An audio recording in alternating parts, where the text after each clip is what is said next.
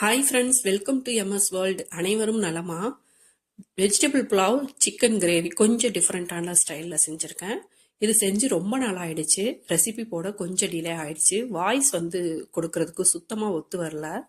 அதனால தான் இவ்வளோ டிலே ஆயிடுச்சு. எல்லாத்துக்குமே ரெசிபி இருக்குது, ஒன்றொன்னா நான் போடுறேன். பிரியாணி கூட கொஞ்சம் மீதி இருந்தது. இந்த வெஜிடபிள் புலாவ் ஒரு வாய் கூட மீதி இல்லை. சிக்கன் பாருங்க, அவ்வளோ அருமையாக வந்திருக்குது. இந்த சிக்கன் கிரேவி கொஞ்சம் தான் டிஃப்ரெண்ட்டான ஸ்டைலில் செஞ்சுருக்கோம். ஆனால் ரொம்ப அருமையாக இருந்தது. கண்டிப்பாக ட்ரை பண்ணி பாருங்கள். 20 சின்ன வெங்காயம் கிட்ட நல்லா உரிச்சிட்டு நல்லா கழுவிட்டு இடிகளால் தட்டி வச்சுருக்கேன். கட் பண்ணல, வேற எதுவும் செய்யல, தட்டி வச்சுருக்கேன்.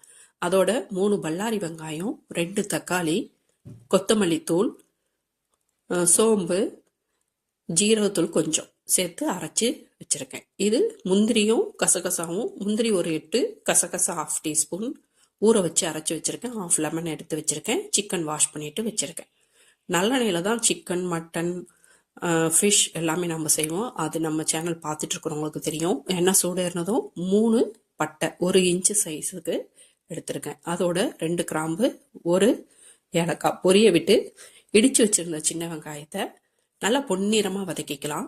எந்த அளவு பொன்னிறமாக வதங்குதோ அந்த அளவுக்கு ஃப்ளேவர் நல்லா இறங்கியிருக்கும், நல்லாயிருக்கும் சாப்பிடும் போது.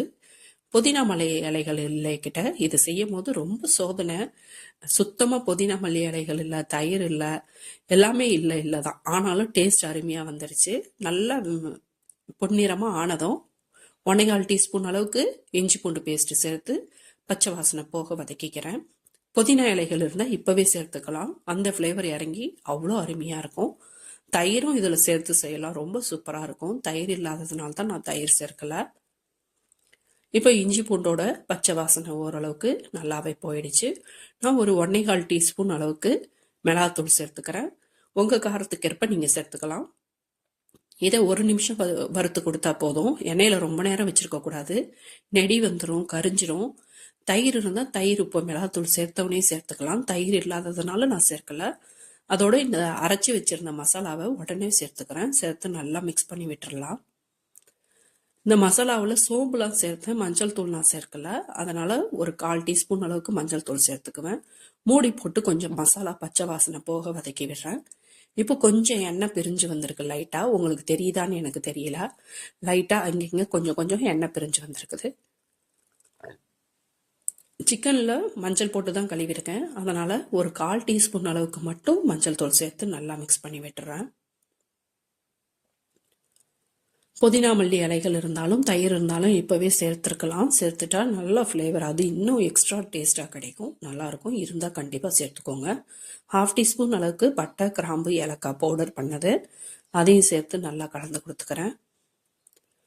நல்லா ஒன்றோட ஒன்று மிக்ஸ் ஆகட்டும். இப்போ ஓரளவுக்கு மசாலா நல்லாவே வெந்து வந்துருச்சு.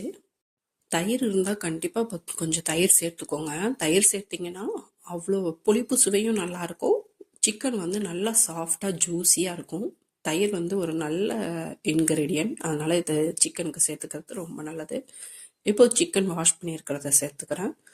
இந்த சிக்கனுக்கு மட்டும் கொஞ்சமாக கல் உப்பு சேர்த்து நல்லா கலந்து கொடுத்துக்கலாம். சிக்கன் நல்லா ஒன்றோட ஒன்று வேகட்டும்.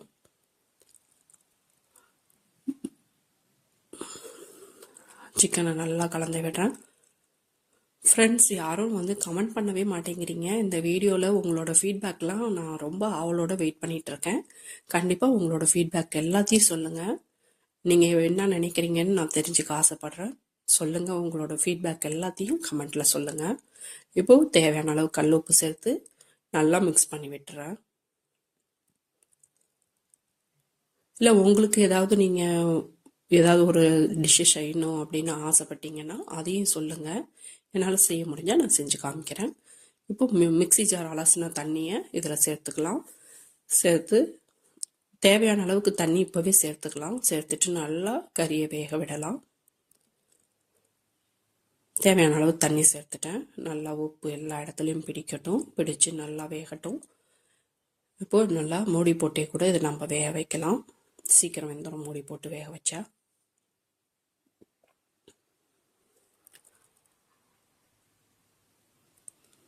நல்லா கலந்து கொடுத்துக்கலாம். இப்போ கொதிக்குது நல்லா. அந்த முந்திரியும் கசகசாவும் அரைச்சி வச்சிருந்ததை இப்போ சேர்த்துக்கிறேன். அதை கழுவுன தண்ணியும் கொஞ்சம் சேர்த்துக்கிறேன். சேர்த்து நல்லா வேகட்டும். நல்லா வேக விடுறேன். எனக்கு தக்காளி 2 தக்காளி சேர்த்துக்கிட்டேன் நான். உங்கள் டேஸ்ட்டுக்கு கொஞ்சம் தக்காளி அதிகமாக சேர்க்கணுன்னா தக்காளி அதிகமாக சேர்த்துக்கலாம். வெங்காயம் தக்காளிலாம் நம்ம எந்த அளவு சேர்க்குறோமோ அந்த அளவுக்கு இந்த கிரேவி நமக்கு திக்காக கிடைக்கும். அது நம்மளோட விருப்பம்தான். இப்போ நல்லா கொதி வருது. சிக்கன் நல்லா வெந்துட்டு இருக்குது. மனமும் அருமையாக வீசுது. ஏன்னா எல்லா ஃப்ளேவரும் நல்லா இறங்கிட்டு இருக்குது. அதனால் இப்போ காரம் கம்மியாக இருந்தால் கூட ஃபைனலாக நம்ம வந்து பெப்பர் ஆட் பண்ணி நம்ம அட்ஜஸ்ட் பண்ணிக்கலாம். புளிப்பு பத்தலைன்னா ஃபைனலாக சிக்கன் வெந்ததுக்கப்புறம் லெமன் ஜூஸ் சேர்த்துக்கலாம். காரத்துக்கு சேர்த்துக்கலாம் பெப்பர். அதோட உப்பு கம்மியாக இருந்தால் உப்பும் சேர்த்துக்கலாம். இப்போ பாருங்கள் நல்லா சிக்கனும் வெந்துருச்சு. நல்லா எண்ணெய் பிரிஞ்சு வந்துருச்சு. பார்க்குறதுக்கே நல்லா இருக்குது. டேஸ்ட் பண்ணி பார்த்தேன். டேஸ்ட்டும் நல்லா இருந்தது. ஃபஸ்ட்டே நம்ம காரம் உப்புலாம் நல்லாவே சேர்த்துருந்தோம்னா கரெக்டாக இருக்கும். இப்போ புளிப்பு கொஞ்சம் கம்மியாக தெரிஞ்சதுனால நான் அந்த 1/2 லெமனை சேர்த்துக்கிட்டேன் பிழிஞ்சு. கறியும் வெந்துருச்சு. வெந்ததுக்கப்புறம் தான் சேர்க்குறேன். வேகிறதுக்கு முன்னாடியே சேர்த்தோம்னா சிக்கன் கொஞ்சம் ரஃப்பாக இருக்கும். அதுக்கு தான். இப்போ நல்லா நம்ம மல்லி இலையை தூவி ஸ்டவ் ஆஃப் பண்ணிவிட்டு சர்வ் பண்ணலாம். அவ்வளோ அருமையாக இருந்தது. பிள்ளைங்களுக்கு ரொம்ப பிடிச்சிருந்தது. சாதம், சப்பாத்தி, இட்லி எல்லாத்துக்கும் அட்டகாசமான காம்பினேஷனாக இருக்கும். கண்டிப்பாக ட்ரை பண்ணி பாருங்கள். வீடியோ பிடிச்சிருந்தா லைக் பண்ணுங்கள், சப்ஸ்கிரைப் பண்ணுங்கள், ஷேர் பண்ணுங்கள். மறக்காமல் கமெண்ட் பண்ணுங்கள் ஃப்ரெண்ட்ஸ். உங்களோட ஃபீட்பேக்காக வெயிட் பண்ணிகிட்ருக்கேன். சப்போர்ட் பண்ணுங்கள் ஃப்ரெண்ட்ஸ். தேங்க்யூ.